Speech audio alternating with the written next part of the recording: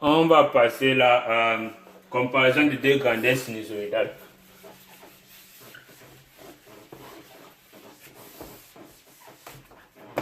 Si vous y a un mot, partagez, ne soyez pas chiche, ne soyez pas parce me forme quoi, ne soyez pas chiche, ne cherchez pas à passer seul. Si on vous donne ça gratuitement, partagez avec les autres. Parce que si moi j'étais chiche, je ne serais pas ici là, en train de faire ça là. Njoo.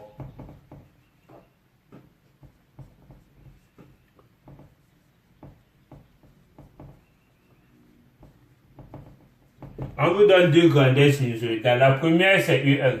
U1 qui est égal à quoi? 4 fois cosinus de 100 pi.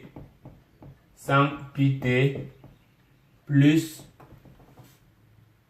ils ont appelé ça pi, hein, plus pi, et il donne U2, ça c'est U1, U2 égale à 4 fois cosinus de 100 pi plus phi 2. Vous voyez là, est-ce que vous voyez? Et U3 égale à 3 fois sinus de 100 pi moins pi sur 2. Les gars ont mis le sinus là pour vous envoyer en pouce. I like this game. Bon, maintenant, qu'est-ce qu'on nous demande? On nous dit déterminer phi 2 pour que U1 soit en quadrature retard de phase sur U2. Bon, c'est là, ce qui est bien avec U1 et U2, c'est qu'ils sont déjà tous sous la forme du cosinus. Donc là, ce n'est pas un problème. Ils nous disent petit 1, déterminer phi 2 tel que U1 est en retard. U1 retard sur U2. Ça veut dire quoi? Ça veut dire, quand on prend la phase ici, ça veut dire en fait, je vais prendre la phase de U1, ça va faire delta phi U1 moins delta phi U2 est égal à pi sur 2. Remarquez bien, j'ai commencé par delta phi U1, puisque on a dit U1 en retard bien en avance. Non, c'est égal, je vais commencer par... Bon, ça c'est égal, ça doit être égal à moins pi sur 2. Puisque U1 doit être en retard. Ça veut dire que si je prends le contraire, ça va faire delta phi 2 moins delta phi U1 est égal à pi sur 2. Puisque si U1 est en retard, ça veut dire que U2 est en avance. Or, U2 en avance, ça veut dire que la différence de phase U2 par rapport à U1, c'est le positif delta pi sur 2. Donc, ce qu'on va faire, c'est quoi? On vient seulement ici, on remplace ce téléphone, c'est là. Delta, ça va faire 100 pi plus phi 2 moins 100 pi, vous voyez que 100 pi par 2 moins pi. Bon, c'était moins tout ceci. Non, il y a des gens qui vont pas comprendre tout ça. Moins 100 pi plus pi doit être égal à pi sur 2. Ce qui veut dire 100 pi plus phi 2 moins 100 pi, le moins entre dans la parenthèse, moins pi est égal à pi sur 2. On est d'accord, non? Bon, maintenant, ça va partir avec ceci. Donc, ça part avec ça. Ça veut dire que phi 2 moins pi égale à pi sur 2. Ça veut dire quoi? Maintenant, le moins pi va traverser. Ça veut dire que, il voit même là-bas. Bon, je vais terminer ici en haut. Je vais faire un petit carré technique là, ici en haut pour terminer ça. Ça veut dire que phi est égal à pi sur 2 plus pi. Alors, ça, ce n'est rien d'autre que 3 pi sur 2. Donc, il suffit que phi soit égal à 3 pi sur 2 pour que les deux soient en quadrature et que U1 soit en retard. Donc, par conséquent, U2 soit en avance. J'efface ici et je continue à la question suivante. Bon, la question suivante, qu'est-ce qu'ils nous disent? Ils nous disent, où est ça? À partir de la construction de Fresnel, écrit U1 égale à U3 en un seul terme. U1 égale à, qu'est-ce qu'il disait?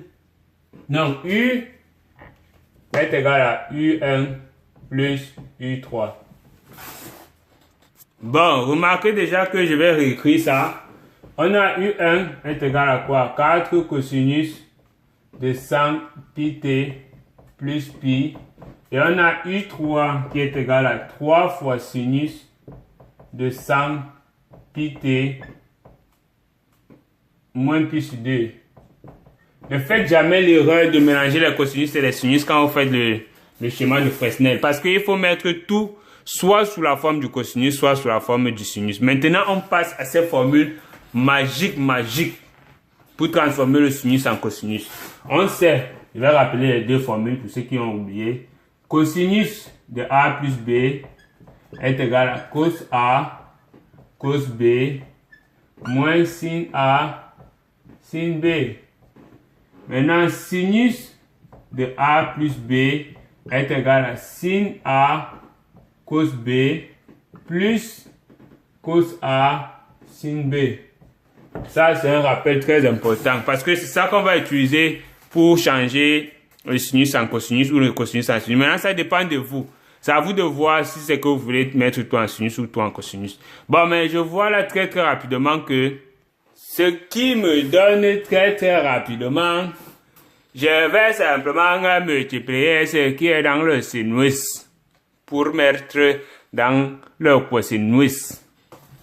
Donc, j'ai ceci. U3 sera égal à quoi? Je mets le 3 en facteur, ça va faire sinus 100 pi t fois cosinus de moins pi sur 2 plus j'ai fait rigoter. Plus cosinus de 100 pi t multiplié par sinus de moins pi sur 2. Ah, quand vous avez votre tableau là, vous avez 0 pi sur 2 ici, moins pi sur 2 ici. Vous voyez que bon, ici là, le cosinus est nul et le sinus est égal à 1. Ici c'est pi sur 2. Oh, on a moins pi sur 2. Ça veut dire que le sinus est égal à moins 1. Et le cosinus est nul. Ça veut dire que ceci, c'est 0. Et ceci, ça sera moins 1. Ça veut dire que U3, c'est encore égal à 3 fois cosinus de 100 pi t. Plus 0 si vous voulez. Mais bon, on s'en fiche. Ouais, une fois qu'on a maintenant mis...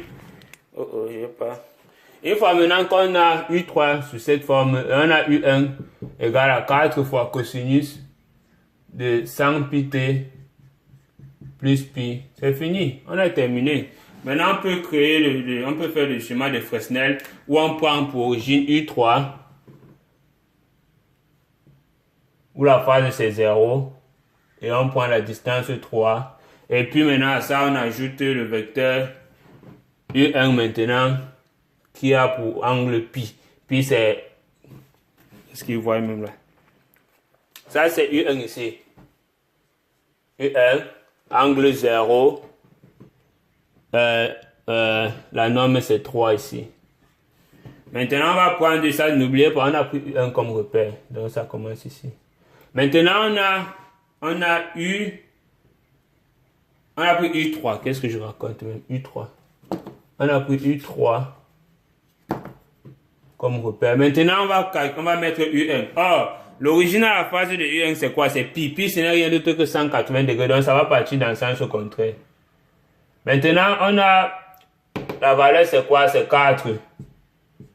Or, on voit qu'on a la somme de deux vecteurs de sens opposé. Donc, ce qui va faire... Simplement, on va prendre le vecteur ici, U3 qu'on va prendre ici, on diminue la distance simplement et on enlève ça. Ça veut dire que la somme des deux vecteurs va nous donner un vecteur résultant ici, U1 plus U3 qui va dans ce sens et de norme égale à 1. C'est fini. Si vous ne voulez pas que votre schéma soit touffu, en bas vous pouvez faire simplement ceci. Donc vous mettez là tout ça sur le même schéma avant de mettre un dernier truc ici en bas. et 1 plus U3 ici. Et puis vous mettez la norme là. C'est tout ce qu'il fallait faire.